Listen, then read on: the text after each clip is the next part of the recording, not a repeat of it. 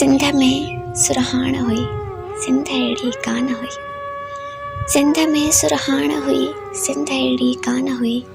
अमन हो चइनी तरफ़ ऐं नदीअ में जोश हो। कश्मीर खां कराची ताईं मुल्क हो केॾो मिठो। न ॿोलीअ जा हा पॾा, न अक़लियत जा हा ॾजा, न फ़िरका हा के घणा ऐं न मज़हब हो को मसइलो। शहर हा पंहिंजा अञा, बहर हा पंहिंजा ॿिया, ऐं हैदराबाद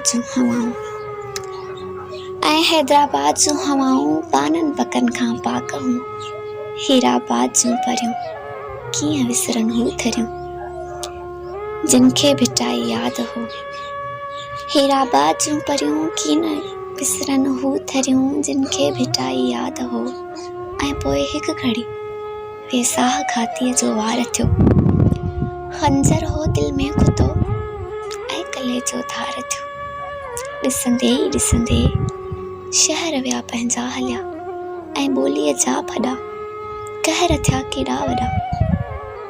ॾिसंदे ई ॾिसंदे शहर विया पंहिंजा हलिया, ऐं ॿोलीअ जा फॾा कहर थिया केॾा वॾा। अजरक टोपीअ ते वार थिया पखी उॾाणा डार तां। अजरक टोपीअ ते वार थिया पखी उॾाणा डार तां। अमन वियो पंहिंजो हलियो, सनम वियो पंहिंजो हलियो। अमन वियो पंहिंजो हलियो, सनम वियो पंहिंजो हलियो। फाही चढ़ियो काणे हथां, न सिंध उहा रही, न सिंधूअ में पाणी बचियो।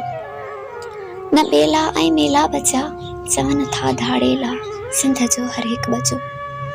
न सिंध उहा रही, न सिंधूअ में पाणी बचियो।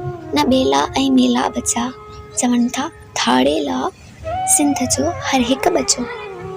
अदब सां थो आऊं चवां, अदब सां थो आऊं चवां, 47 खां पोइ वारी ॾिनल पंहिंजी हर शइ खणो। 47 खां पोइ वारी ॾिनल पंहिंजी हर शइ खणो। मूंखे मुंहिंजे वॾड़नि जी सिंध मोटाए ॾियो, सिंध मुरकाए ॾियो, सिंध मोटाए ॾियो।